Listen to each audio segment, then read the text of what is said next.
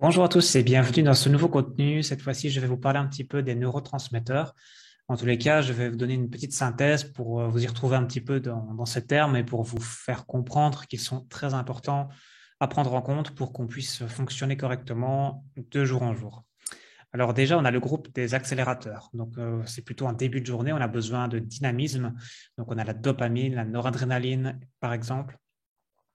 Plutôt en fin d'après-midi, soirée, on a les freinateurs qui sont la sérotonine, mélatonine, GABA. Alors, on va commencer par décrire un petit peu la noradrénaline. Alors, un manque de noradrénaline peut se manifester de différentes façons. Ça peut être de la fatigue, de l'apathie, de l'asthénie physique ou psychique, de l'indifférence émotionnelle, une baisse de capacité à se faire plaisir, à prendre soin de soi, une rupture de contact avec autrui. Ça peut aussi être de la difficulté à s'adapter au changement, à faire face aux contraintes de la vie, à faire fonctionner sa mémoire. C'est surtout lié à un manque d'émotion parce que c'est l'émotion qui nous aide à retenir les choses.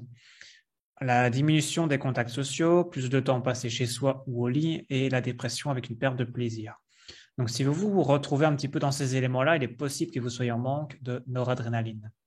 Alors pour la dopamine, ça peut se manifester par de l'indifférence, une libido diminuée, une absence de joie de vivre au quotidien, un effacement, des motivations, manque d'entrain, l'absence de projets à court, moyen et long terme, la vie quotidienne plutôt monotone et routinière, la conformité, le repli sur soi et chez soi souvent, les troubles de l'attention, la difficulté d'exprimer une pensée, les pertes de mémoire, les enfants de type TDA, TDAH, les addictions diverses comme l'alcool, le tabac, etc., les syndromes de jambes sans repos, les mouvements maladroits, comme voire le Parkinson. Tout ça peut provenir éventuellement d'un manque de dopamine. Pour ce qui est de la sérotonine, ça peut se manifester par des troubles du sommeil, du comportement alimentaire, surtout en fin de journée, avec un besoin de calmer les stress en fin de journée avec du sucre, de l'alcool, du tabac, quelque chose qui doit absolument nous calmer. Ça peut aussi être, ça peut aussi être des troubles de l'humeur, irritable, impulsif, agressif, anxieux. Ça peut être des douleurs musculaires qui ne sont pas liées à un exercice physique. Ça peut être des réactions émotionnelles exagérées, comme des crises de panique, des TOC.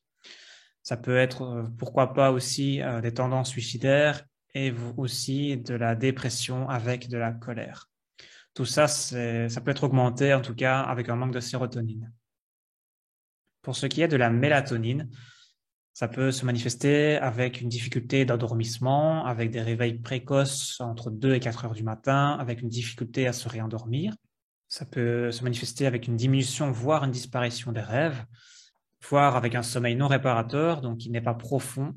Et c'est aussi le cas quand on prend des somnifères, on a l'impression qu'on se repose, mais en fait, on n'atteint pas cette phase de sommeil profond, et donc on n'a pas un sommeil réparateur, et donc on entretient un manque de mélatonine peut-être. Et les maladies neurodégénératives comme l'Alzheimer ou le Parkinson peuvent aussi être augmentées avec un manque de mélatonine. Pour ce qui est du GABA, ça peut se manifester par du stress, le fait d'être pressé, accablé, la sensation de gorge serrée, l'impossibilité de se détendre, l'anxiété, la nervosité, les ruminations en cas de réveil nocturne, avec un seuil de la douleur qui est abaissé, comme la fibromyalgie par exemple.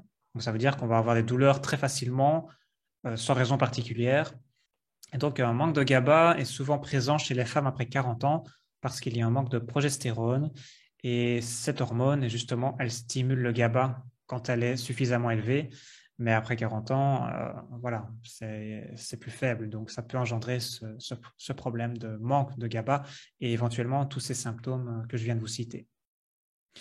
Alors, vous pouvez vous demander, est-ce que vous êtes en déficit, en carence de ces neurotransmetteurs, d'un ou de plusieurs? Comment faire le lien? Comment faire le tri? Eh bien, je vous ai mis un lien en description qui vous permet tout simplement de mettre votre adresse email pour recevoir un email avec un lien qui vous emmène sur une page où vous pouvez remplir des questionnaires. C'est complètement anonyme. Voilà, il n'y a pas de nom, il n'y a pas d'identité qui est demandée, c'est juste pour vous. Vous avez simplement des questions à répondre et vous pouvez directement interpréter les résultats. Il y a chaque fois une petite explication qui est indiquée pour calculer ça.